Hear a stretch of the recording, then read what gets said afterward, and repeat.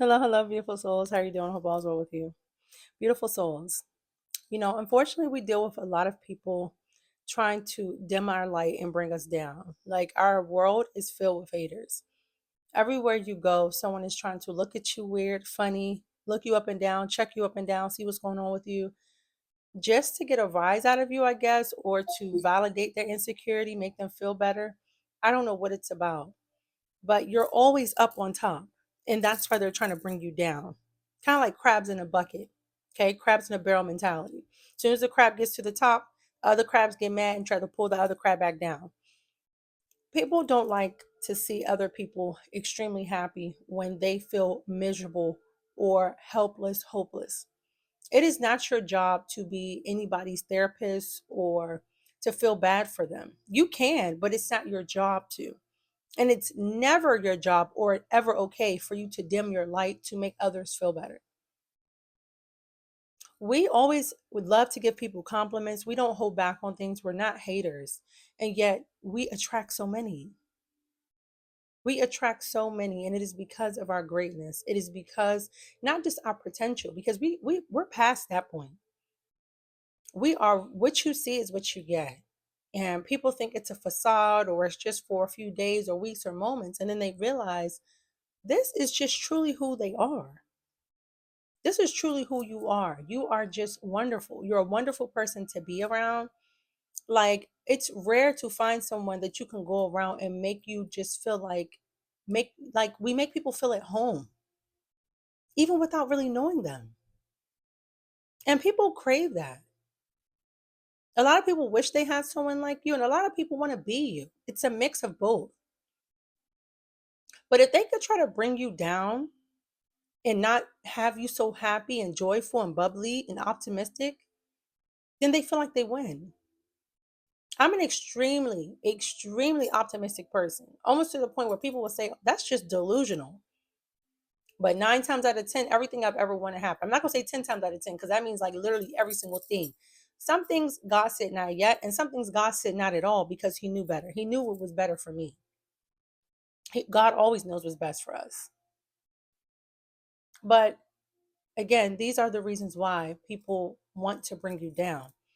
And it is your job as a chosen one to continue to show up bright every single day.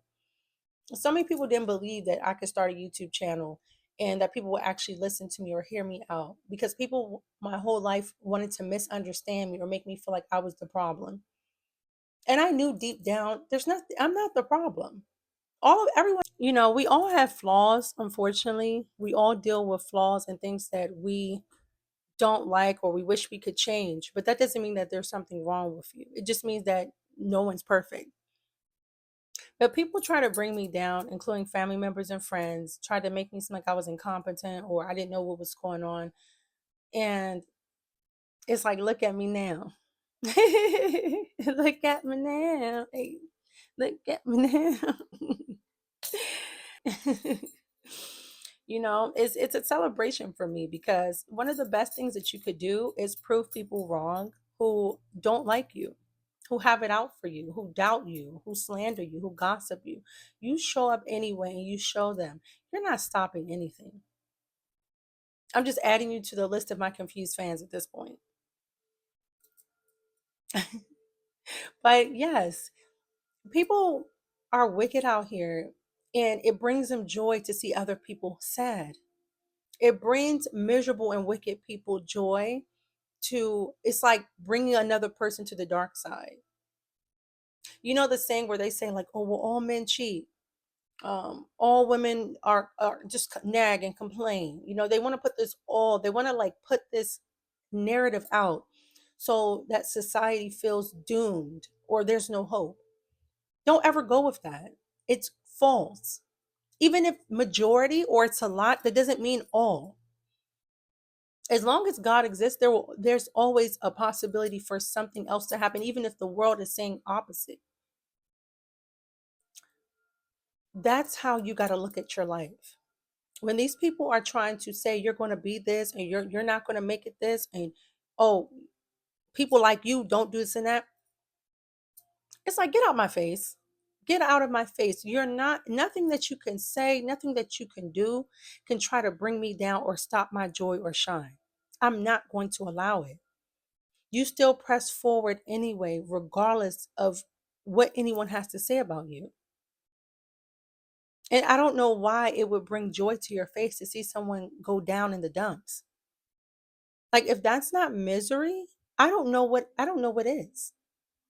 But you keep proving them wrong every day that you show up and you put your best foot forward. Like I said, if you're at a job, if it's a place that you live, you show up and you still show out. You still do your best. You still show up and you look good. You take care of yourself. You smell good. You're wise. You're intelligent. You get compliments. People love to, if they had a line of people, they're always going to come to you. Keep going. And not only that, be proud. Be proud. They want to dim you down. They want to humble you. They want you to be so quiet and reserved so that way you don't shine like you're supposed to. People are so threatened by us, by the light that we carry and the love that we also admit.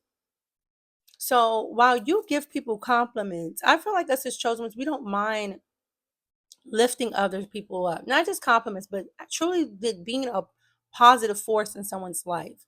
Inspirational. We don't mind doing that. And even with us doing that, people are bothered. People want you to stop. It's like if you're somewhere in a corner and you're mad or you're angry, that's what they want for you. They don't want to see you shine. They want you to be like a cloudy, dark storm. I'm trying to like, what am I thinking about? Yeah, they want you to be like a cloudy, dark storm instead of you being your wonderful ball of sunshine that you normally are. And that's why your job is going to be to show up and disappoint these people every chance that you get. Every chance you get. Show them. I'm still going to show up happy, bubbly, my beautiful, bright, positive, optimistic self. And you can wish on a million stars, and you can go and complain, and you can go make up rumors and lies. You can do whatever you think you need to do. And it's still not going to put a dent in my happiness or my joy. Because what God gave me, you can't take away. Period. You can't take peace from a person and they get it from God. And that's why they really hate you. But that's all they can do. Let them hate. We're like our haters' motivation. I feel like every day they get up, they look forward to another day to hate on us. Like if we were to just disappear or they could no longer find a way to hate, they would be extremely miserable and sad than what they already are. Because they already are. But we're like a highlight. We're like a highlight of their day. And I'm so serious. Every time you turn around, your name is in their mouth. Every time you turn around, they're being a monitoring spirit. Ask you, what's going on? What's new? What you got going on? Nothing. None of your concern. None of your business. You don't care anyway. All you're going to do is wish on my downfall. All you're going to do is try to put self-doubt into me. You ever try to tell someone a dream or a goal and then they just hit you with the negative aspects instead of just saying, you know what? Everything in life has ups and downs to it. But if this is truly what you want to do, knock it out. I'm pretty sure you're going to do great at it. I'm pretty sure you're going to do absolutely fantastic. How many times have you got that from people? Exactly. And if you are going to hear it, more than likely, it's probably from strangers, from people you don't know, okay, who has not been exposed to your wonderful light for long.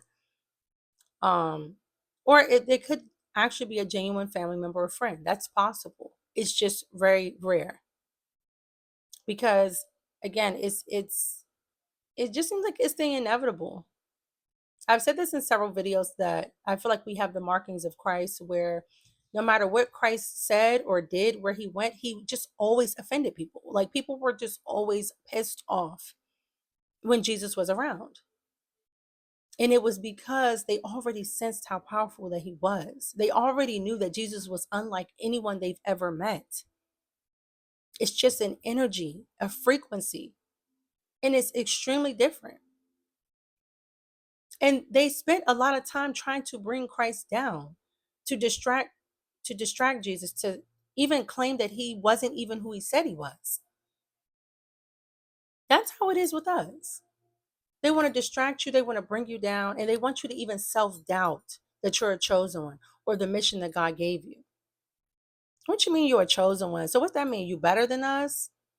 You think God favors you over me?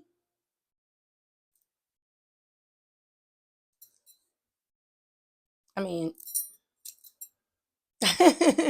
like you're saying it, you're projecting this, so this is how you feel. So I mean, hey, why not? Okay. A lot of times if someone's trying to say, oh, you think you're all that, or you think you're doing something better, it's because that's what they already feel in their own hearts. That's why they don't like you. You never go around people saying, oh, I'm better. Oh, by the way, hey, excuse me, tap tap, I'm better than you. Have a good one. Hey, you. Oh yeah, baby, I do everything way better than you. Like what? Take care. It's like what? But that's how they view you. Even though we never do like clown ball behavior like that. It wasn't until later in our awakening that we realized how amazing we really always have been. We're that humble that even our greatness, we wasn't even aware. We just thought it was just the norm. There's nothing normal about us. There's nothing normal about you being a chosen one. That's why we never ever receive the love and the likes and the support that we should, because people are too busy trying to strategize ways to bring you down, to prove to themselves and even try to convince you that you're not chosen, that you're just a normal, regular person like them. Because in their mind, they just cannot accept. They can't accept in their mind that God actually has favorites. Yes. And it just seems unfair to them, but God does what he pleases. We don't make the rules. We didn't even ask to be the gender. We didn't ask to be our skin color. We didn't ask to be our height, our weight, our nose, our eyes. A lot of things are just out of our control because we have to trust the one that is always in control. And yet they're mad at us because God gave us something that we didn't even ask for. It is not like this grand walk and piece of cake being a chosen one. Being God's favorite comes with a lot of battles. It comes with a lot of scars. It comes with a lot of sadness, a lot of loneliness at times.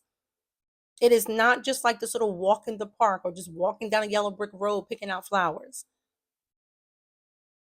But the blessings, now what I will say is that when them blessings hit, oh baby, they hit different. They hit different than the average Joe. And they see that. When people see your life, they see that you're blessed. They see that God's hands is all over your life. And there's certain areas where God will allow you to struggle, or God will allow you to, have a little bit of stress possibly, but that's only because he wants you to trust him more. Everything always is going to work out for our good. And that's why they hate us, because they panic like nobody's business. They don't trust God. The average person does not trust God. No. Look at the state of the world.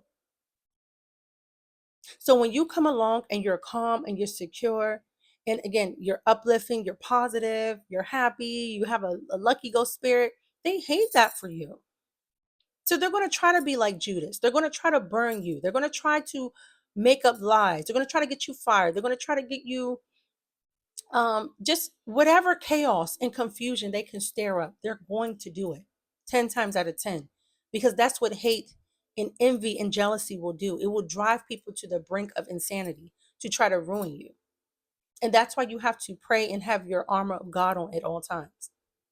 Because, like I said, prison is not for a chosen one, okay? No. So we got to give our battles to God. And God will take care of them. I say it every single video because I want y'all to always know who got you. Every single day, as long as God allows me to show up and I don't have nothing else going on, I'm going to come on here and remind y'all every single day how powerful you are and how powerful our God is. And despite the attacks, they will never win. You just got to hang on, hold on, and pray against them. And pray without ceasing, meaning without stopping. Because prayer, protection, abundance, these things are your birthright. And no one can take it away from you. They can only watch. They can watch and either be inspired or be envious. Either way, whether they choose to be inspired or envious, they can do nothing to you. They can do no harm to you, no matter how hard they try. And I've said this before. I don't think I've said this recently, but please call your energy and your power back to you as a chosen one always. Because you work, you could be going to school, you could be living in bad places or around bad people. No matter what, you're around people somewhat, some sort in the day. Call your power back to you. Call your energy back. People are crazy and weird, and they hate when we come around. They're very disturbed. So protect yourself, guard yourself, okay? And no matter how much they try to bring you down, you're always going to rise up. It's inevitable. You are a star and you are meant to shine. And if they're mad, they're just going to be mad. I'm going to go ahead and wrap this up, beautiful souls, all right? I'll be right back here tomorrow. Always remember who you are and always remember who loves you. I love you all so much, but remember, God loves your beautiful soul way more. I'll see you tomorrow.